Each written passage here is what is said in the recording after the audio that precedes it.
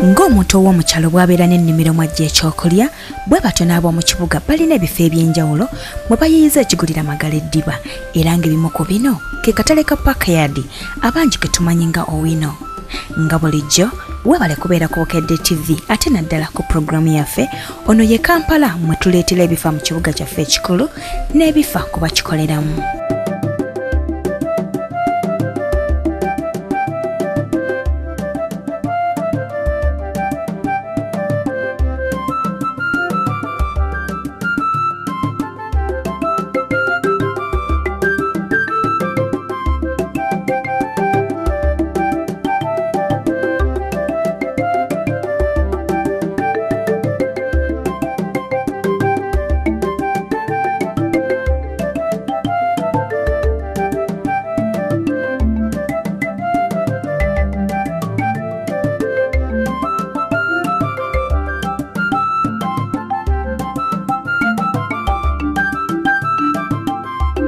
Akatale ke tusimbyeko essira aka Parkyard atakamanyi ke kano akaliraanye akasenti bali ku ddembe okulira n'ekisaawe ky'e Nakivubo.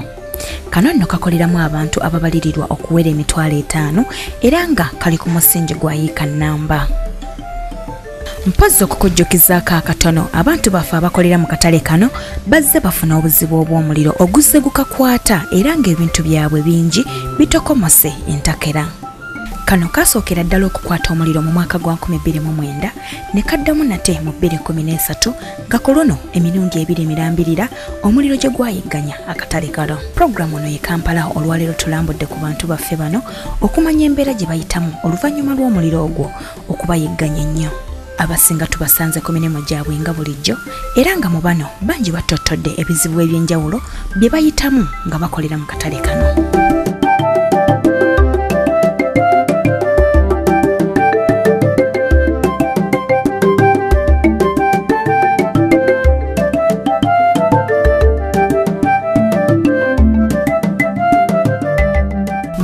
Wetutuukidde ku Yasiini nga naye musuubuzi mu katale kano agamba nti okuva ekitundu ekyasinganga okuyigganyizibwa omuliro lwe kyazimbibwako ekizimbe gaggadde ate baafuna obuzibu obulala ate era obukosa obulamu bwabwe.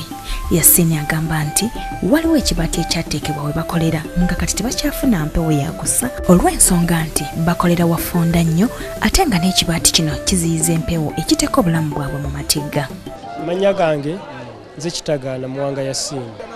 Akatale kano okuva lwe kagwamu enzibota z'okutwokerera biki okudda eno okudda eri tetuyinza kugamba nti katuli tuti oba tuti wabula tubeerawo olw'okwagala okufunawo ekikumi kye tuliisa abantu n'abaana okusoma naye ng'embeera eyaffe yo mbi nnyo ddala. Abakulembeze baffe tebandibadde babi naye embeera y'okubeera nti buli omu waali ayagala wenfunira nfunamu ntya yensonga lwaki tukyali mu mbeera okubeera nti tutuuse essaawa ya leero eyazimba ekizimbe ekya Hamu yamaliriza okuzimba kwe ffe ng'abasuubuzi ne tusaba nti bannaye nti ebbaati lino bandiritujjiddeko tusobole okufuna obulamu obulungi tusobole okufuna empewo etambula kuba nga mmwe abasomye ffe abakatale mutuga tetusomye naye tukimanyi nti omuntu buli lwabeera mu kifo ekitayisa mpewo tayinza kubeera mulamu bulungi. Kati bw'otunuulira ebbaati lino nga ligenda nerikoma waggulu eri kati empewo yandibadde ejja yandibadde eva ku kkubo eri. Tunuulira akatale kano kasibwamu ebiveera biki kati empewo yandivudde eri tasobola kutuuka eno. Empewo twandibadde tugifuna sayidi eno naye yazimba ye agamba nti sinze nnemesezaawo ebbaati wabula abalemesezaawo ebbaati bakulembeze bammwe.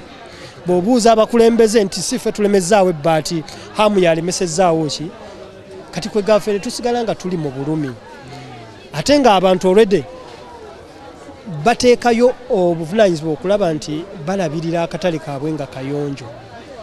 Mu bulumi obungi bwe bayitamu balwana okulaba nti babeerawo okufuna kye balya ate ne babeera ku bunkenke nga buli olukya bagamba leero mugenda kuvaawo kati ffe wetwatuka tulinga nkoko ya mutamiivu anti buli olukya bagamba leero tuvaawo leero baadde bajja okuwamba akatale naye ate twabalemesezza kale gani tutambuliraawo naye nga bw'ogenda okitunulamu ennyo emabega kibanga ekiraga nti oba abakulembeze nabo babeera emabega w'okujja okutiisatiisa abantu nti mugenda kuvaawo kwegamba abantu babakumire ku bunkenke. Ensonga eyo nayo ekyatulemye okutegeera. Bwe tutyo nga tuyitaayita mu katale kano ate gye tutuukidde ku Kyakuwa Richard ye mugumu nnyo olw'okuba nti abakulembeze be balina kati bakolagana bulungi nabo. Ye kyagamba nti singa abaaluli abali babayita emabega ne bakolagana n'abagagga okubeefuulira. Amanya mpitibwa Kyakuwa Richard nga nkolera wano mu Parkyard Market mu Katuba zone. Kyensanze mu katale mubaddemu enkwe, abakulembeze ab'enkwe. Naye tugenze tubagobagobamu nga batulyamu enkwe bayite emabega ne baagala okulya mu bagagga ssente bajje batugule, naye tugenze tubagobagobamu abantu bwe batyo katusigaza obukulembeze obutambula obulungi. Akatale okutandika kaali kalungi naye ne bajja nga bookya emaali yaffe ne tudda emabega. Kakati saawa zino tutetenkanya kuzaawo maali n'amabanja ga banka gatususeeko naye nga tutambula mpola n'emirimu gyaffe. Era kakati obuzibu bwe tulina nti omugagga Hamu yeegase n'ekitandwe ayagala kutusendawo wano era emisango gikyali mu kooti, naye nga ffe aba Parkyard tugamba tetujja kuvaawo, tulina okuvaawo mu ngeri etamenya mateeka.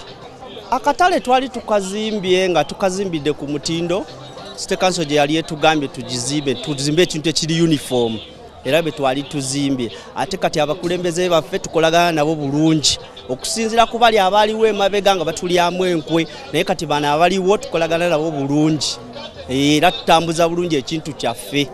Kyokka wadde nga Kyakuwa musanyufu olw'abakulembeze be balina kati, ate ye Namubiru Prose agamba nti abakulembeze be baalonda tebabagasa kuba tebatuusayo birowoozo byabwe ku kakiiko aka waggulu. Manya gange bampita Namubiru Prose. Mirimu gitambula bubi, mu katale teri ssente, bakasitoma tebakyajja, batugoba situlina we tulaga, tebaagala kuteesa naffe, abakulembeze tetuyina, obukulembeze bwavaawo. Akakiiko ke twalonda tekatugasa kuba tebalina kye bateesa, tebabakkiriza kuteesa. Bwe tugendayo batugamba kino ekifo kale nti wano we tuli si waffe, tetulina bwannannyini wano, wabulayo gavumenti erinze etuwa ekiseera tugenda okumalawo wano. Olwo n'asaba abasuubuzi nabo baweebwa omukisa okutuulako n'abakulu bamanye ebbanga ki lye babawo okukolera mu katale kano okusinga okubatiisatiisa buli kadde nti enkya mugenda luli muvaawo. Ngaffe kibadde kyetaaga ngaffe abasuubuze ne batuuza meeting naffe ngaffe abasuubuzi ne batuyita ne tuteesa ne twogera ki kye twagala. Naye tebatuwangako chance kutuyita kuba bba abakatale betulinga nga betwalona nti bakulembeze tebalina kye bakola, tebatubulira nti tuteeseza kino oba kiri, wabula nga bo bennyini ate be baagala otuyitamu oba batuwa ekiseera nti kyekino kubanga tetumanyi, tusula ku butaakye batugamba enkya muvaawo, ku Mande muvaawo. Singa batubulira ne batugamba nti oba kati tumumalawo myezi 8 oba mwaka oba myezi 6 ne tumanya nti tumalawo bbanga bwe liti. Naye kati tetumanyi ki, buli olukya batugamba ku Lwokusatu message ne zifuuka message ku masimu, ku Mande temuteekawo, ku Mande muvaa bwe mutyo ne tubeera nga biseera tweraliikira tetumanyi n'okusuubula abamu tetukyasuubula kuba tumanyi tuyinza ozisuubula ate enkya ne tuvaawo. Singa batubuulira ebbanga ettuufu ne batugamba nti ennaku z'omwezi wezisa omwezi bwe guti mugenda kulekeraawo okukolera mu kifo ekyo.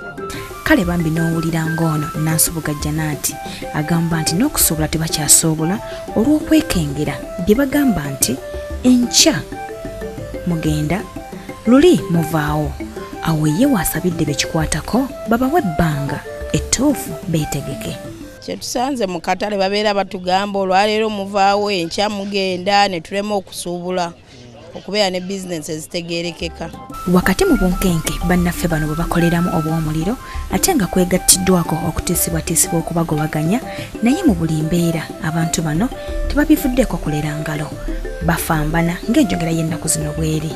Wabula kankuwumuzemu katono tovaawo tukomawo ne ssentebe nga tubuulira ku mbeera eri mu katale kakulembera oluvannyuma lw'omuliro okubayigganya ennyo.